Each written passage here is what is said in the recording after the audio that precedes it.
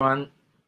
So as promised, a live stream to review demand side and supply side policies.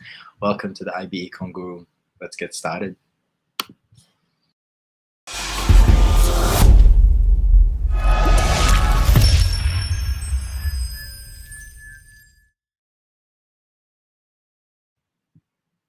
think it's very fancy, playing the intro, the beginning of the live stream. All right, so as I said, as I promised you all, a live stream this week to review demand side and supply side policies.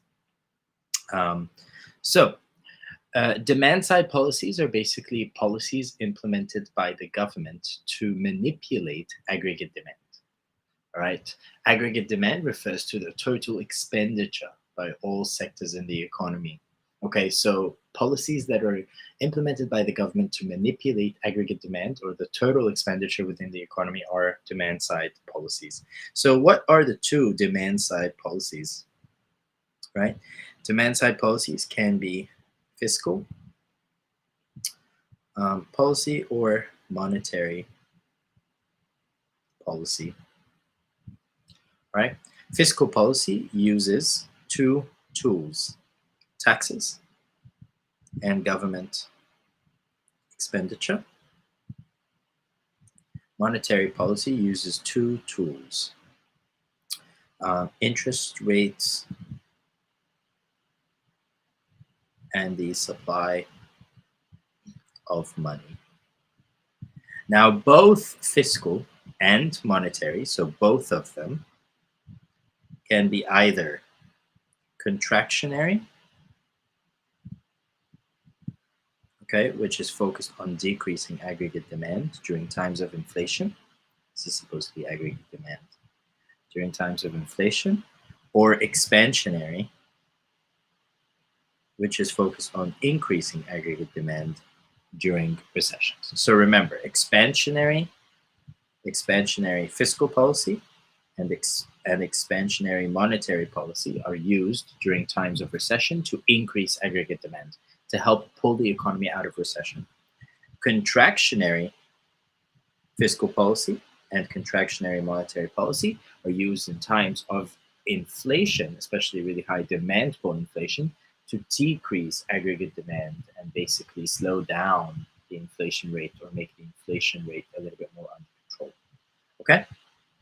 So let's start with monetary policy. Remember, monetary policy, so a few things you need to remember. Monetary policy is controlled by the nation's central bank. Just remember this. It's the central bank that manipulates and controls monetary policy. In the United States, for example, the central bank is called the Federal Reserve. It's still the central bank. The institution functions as a central bank. It might just have a different name. Okay, so how are interest rates determined? Well, basically, the interest rate is the price of money. I want you to think of the interest rates.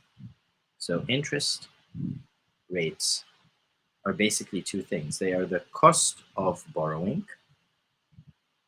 and the reward for saving.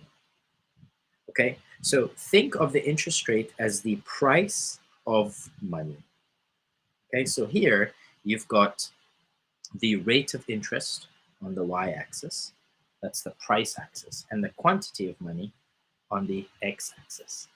Okay, the supply of money is determined by the central bank. It is fixed. Okay, that is the supply of money. And the demand for money is determined by basically people, by investors or people who want to borrow money. Okay, so this is by borrowers, investors.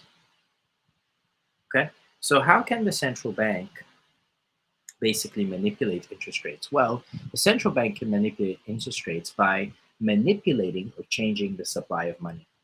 Okay, so remember, the demand for money is this curve here, and let's start with SM1. Let's say the central bank wants to increase interest rates. If the central bank wants to increase interest rates, it would decrease the supply of money from SM1 to SM3, which raises the interest rate from I1 to I3. When would the central bank do this? When would the central bank decrease the supply of money to raise the interest rate? During times of high inflation. The central bank will want to increase interest rates, which would make borrowing more expensive and saving more appealing. So households and businesses will borrow less and spend less, which leads to a decrease in aggregate demand. Okay? Now, so increasing interest rate and decreasing money supply, that's contractionary. I'm going to write here, contractionary monetary policy, MP. All right, and the opposite is true. During times of recession, the central bank will want to increase the supply of money during times of recession. Okay, so this is expansionary monetary policy. When the central bank increases the supply of money from Q1 to Q2, the interest rate falls from I1 to I2. Okay, this is used, so when, during times of recession. By increasing the supply of money, this will lower the interest rate, which means the cost of borrowing will be lower. It's cheaper now to borrow, and the reward for saving is lower. So this will actually discourage people from saving and encourage borrowing and encourage spending, which increases aggregate demand and helps pull the economy out of recession. Okay, so this is basically the money market and how the interest rate is determined. Okay, this is a high level only diagram, by the way, or a high level only concept. Okay, so this figure shows how the rate of interest is determined by the interactions of the supply and demand for money. All right, so let's move on to expansionary policy. Remember, expansionary policy, whether it's expansionary fiscal or expansionary monetary policy, has the same effect. But let's quickly review. So, expansionary fiscal policy involves, what does it involve? It involves cutting taxes and increasing G, government expenditure, right? Y, to pull economy out of recession. So that's expansionary fiscal policy. Expansionary monetary policy involves increasing the supply of money and lowering the interest rates. Lowering interest rates. Why? For the same reason, to pull economy out of recession by, I should add here, by increasing aggregate demand. Now, both expansionary fiscal policy and expansionary monetary policy have the same diagram. Expansionary fiscal policy or expansionary monetary policy, you start with a recessionary gap, which is YREC here. The economy is experiencing a recessionary gap at YREC and PL1. So the government cuts taxes and increases government spending, which is expansionary fiscal policy, or increases the supply of money and lowers the interest rate, which is expansionary monetary policy. The net effect is that aggregate demand will increase from AD1 to AD2. Okay, and hopefully close this recessionary gap, bringing the economy back to full employment. So this is the monetarist new classical model, whether we're talking about expansionary fiscal policy or expansionary monetary policy. What about the Keynesian model? Again, it's the same idea. You start with a recessionary gap at AD1, okay, and then the central bank increases the supply of money or cuts interest rates to cut interest rates, or the government cuts taxes and increases government spending, both of which are expansionary, which will increase aggregate demand and shift it to the right. Okay? Oh, you're welcome, Scorpio. Absolutely. I'm glad these videos are helpful. However, This is macroeconomics. I'm not really sure if you've actually studied demand supply side policies. I mean, if you've just started economics, I'm not really sure, but this video will be recorded. You can access anytime. Thank you very much for the compliment, Scorpio. All right, so remember, expansionary policies, whether they are fiscal or monetary, will increase aggregate demand and help close a recessionary gap. Okay, so this figure, both of these, show how expansionary monetary and fiscal policy work to eliminate a deflationary or recessionary gap.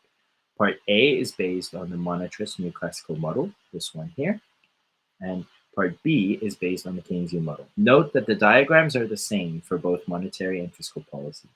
All right, what about contractionary policies? Okay, so let's talk about contractionary. Contractionary. Oh, so you're studying micro now. You just wanted to pop in to see how. Okay, cool. Well, Scorpio, I'm glad. And, these videos will be available in the future. I mean, they're publicly available on the channel. So when you're studying macro, you can always come back to these videos and review. I also reviewed market failure and elasticity a couple of weeks ago. You should consider, if you're in the 11th grade, Scorpio, you should consider becoming a member of the channel. All the links for becoming members or supporting the channel are down below. There's lots of exclusive content for members as well. Would love to have you on board as part of my loyal membership. So keep that in mind. That's something to look at. But I will be holding these almost every week. I think during the summer, I'll probably take a little bit of a break, but I will review the syllabus over the next few months. Yeah. Thank you, Scorpio, very much. Thank you very much. I'm really glad you find these helpful. All right, so contractionary fiscal policy and contractionary monetary policy. Contractionary fiscal policy involves raising taxes and decreasing government expenditure. Contractionary monetary policy involves decreasing the supply of money and raising interest rates. Okay, both of which the aim is to, decrease aggregate demand during times of inflation. So the economy begins with an inflationary gap. Okay, you'll see here, the economy is experiencing demand pull inflation. It's an inflationary gap.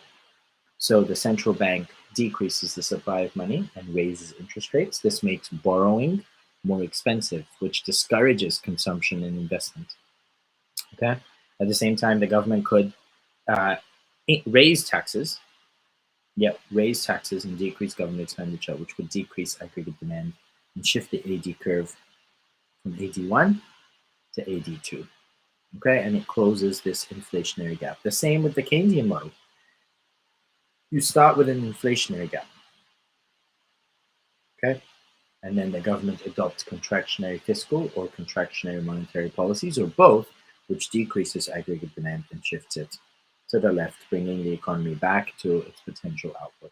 The idea is, when you are drawing a diagram for contractionary policy, make sure you start with an inflationary gap.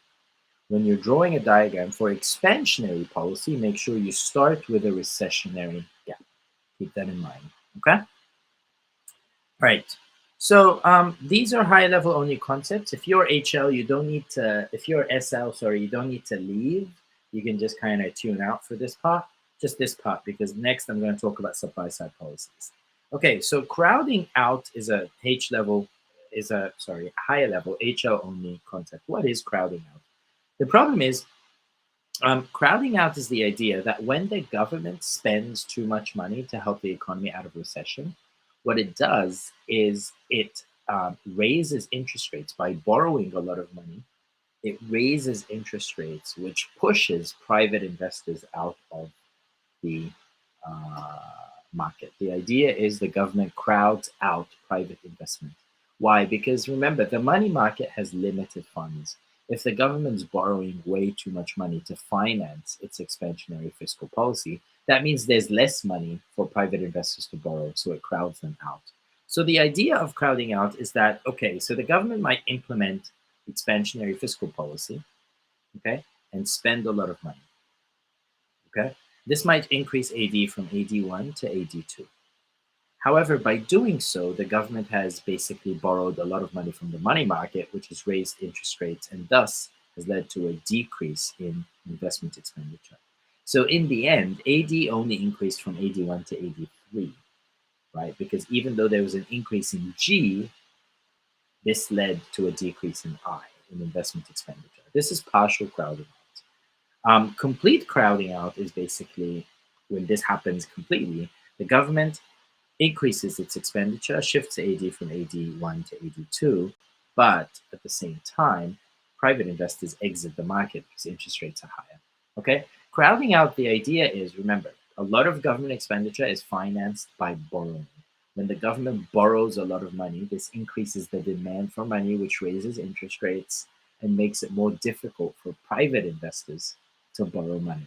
Okay, so it leads to a decrease in investment. All right, supply side policies. Now, this is the end of the HL only component. So, supply side policies.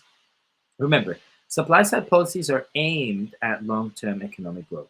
Okay, so they want to achieve full employment output in a growing economy. Okay, so supply side policies, what they would do is obviously in the long run, they would increase LRAS from LRS1 to LRS2, Y1 to Y2, all right? And each long run creates a new short run with it. So over time, aggregate demand will also increase from AD1 to AD2, as well as short run aggregate supply will also increase. Okay, so this is how we show long-term economic growth in the monetarist new classical model. Basically, the LRAS curve shifts to the right and it creates new short run, a new short run with it, which is a new intersection of aggregate demand and short run aggregate supply. Now you'll notice supply side policies by doing this, which is in theory, you'll notice in theory here, maybe in theory here, the price level is constant, right? Because when all three curves shift by an equal amount, this doesn't add any inflationary pressure. So supply side policies are actually good for long-term economic growth because they increase the economy's productive capacity, they increase total expenditure within the economy and total output. Okay, great. So how does the Keynesian model show the effect of supply side policies? Well, what happens is the aggregate supply curve extends from AS1 to AS2, the Keynesian aggregate supply curve. And also aggregate demand shifts to the right and increases as well from AD1 to AD2. Okay, so you'll see that both diagrams are similar because in both diagrams, there's a completely new potential output, completely new full employment level of output. Okay, supply side policies achieve long-term economic growth. Long-term economic growth is represented by, in the new classical model, all three curves shifting to the right, beginning with the LRAS. Remember, the long-run aggregate supply shifts to the right, and then it creates a new short run with it. And in the Keynesian model, an increase in both aggregate supply and aggregate demand. Okay, that's the idea. So supply side policies, there are two types, and I'm going to talk about them very quickly. So supply side policies. So remember, oh, maybe I should read this quickly. So the supply side policies aim to shift LRES or Keynesian AS to the right. Over the long term, the economy moves from one equilibrium to another. Okay, all right, so supply side policies, there are two types. We have what we call market-based supply side policies, SSPs, and we have interventionist supply side policies. What is the difference? Market-based is basically, they are supply side policies that aim to deregulate and allow for more free markets, okay? Less government intervention. Okay, while interventionist supply side policies are supply side policies that are directly implemented and funded by the government. Okay, so any supply side policies that aim to allow for more free markets, like for example, deregulation, removing regulations on business, okay, lowering the minimum wage, okay, lowering the minimum wage, which might be very bad for equity. I'm not a big fan of market-based supply side policies. They are generally, we talk about them. They're called trickle down economics, which isn't really that effective. But anyway, lowering the minimum wage, I think, is a heartless policy, but some economists advocate for that. Deregulation, lowering the minimum wage, uh, industrial policies, for example. No, not industrial policies. I'm sorry. So deregulation, lowering the minimum wage. Oh, lowering business taxes and income taxes. So lowering taxes on businesses and households, hoping that that would give them an incentive to basically invest more in the case of businesses or work harder in the case of workers. Okay, trade liberalization, like removing tariffs and so on. These are all market-based supply-side policies. Okay, the syllabus has a long list, but the point is all of these aim to basically remove government intervention and allow the economy to operate more freely. Interventionist supply side policies are basically investments by the government in education, in healthcare, in infrastructure.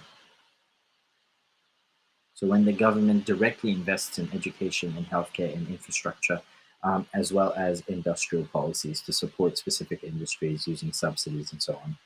Okay. Interventionist supply side policies, by the way, will always involve an increase in government expenditure and therefore an increase in aggregate demand in the short run. So in the short run, aggregate demand increases, and in the long run, LRAS and SRAS also increase. Okay.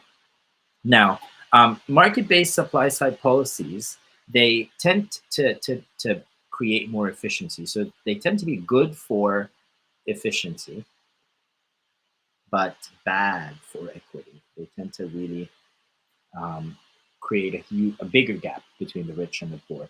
They tend to basically make the rich richer and the poor poorer, because obviously lowering the minimum wage, I mean, that obviously benefits business owners at the expense of workers, right? Um, Interventionist supply side policies tend to be better for equity,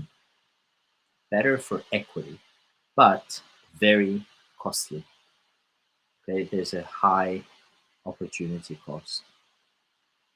Okay, so in the end, governments employ like a combination of market-based and interventionist supply-side policies. Now, obviously, if you refer back to your textbook, you'll see more examples of these policies, or even if you refer to the syllabus, like if you look here. So, okay, so market-based policies are policies to encourage competition, like deregulating businesses, privatization, selling government businesses to the private sector, trade liberalization, anti-monopoly regulation. These are policies to encourage competition. Labor market policies like reducing the power of labor unions, reducing unemployment benefits, and abolishing the minimum wage, which sounds very heartless. And these are policies that were advocated by people like Margaret Thatcher and Ronald Reagan in the 1980s.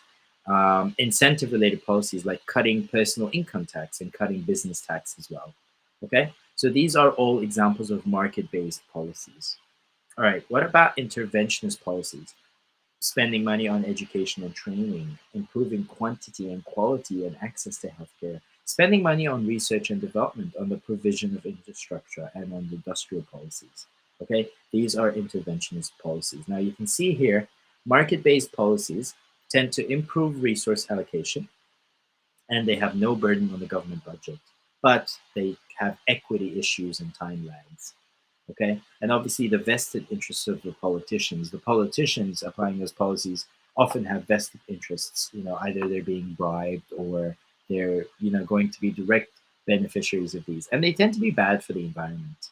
Interventionist policies, the constraints are costs, they're very costly, and time lags. There's a period of time between implementing the policy and actually seeing its effect. While the strength of intervention supply side policies is direct support of the sectors that are important for growth. So this is kind of, if you were to evaluate how effective each is, these are the points you can talk about. Okay, you can see constraints of market-based, constraints of interventionist policies, strengths of market-based, and strengths of interventionist. Okay, now supply-side policies in general will promote long-term economic growth, will lead to a lower rate of unemployment, and will lead to a low and stable rate of inflation. They tend to be good for all three macroeconomic objectives: promoting long-term growth, promoting lower unemployment, and promoting a low and stable rate of inflation. All right, so I have, I think, finished with my review. If you have any questions, again, feel free. This is the last time I'm going to be reviewing from my family home. I'll be back in my regular spot next week, because spring break is over, which makes me very sad. Yes, I hope you found this useful. Please feel free to check out the links in the comments below. Like, share, subscribe, share this video with your friends. Come every week. Every week I will be reviewing a different part of the syllabus. If you have any questions, please bring them over with you. And yeah, good luck if you have your mock exam coming up. If you don't and you're studying for your May exam, good luck. And hopefully I'll see you again next week. Okay? Have a good one. Bye.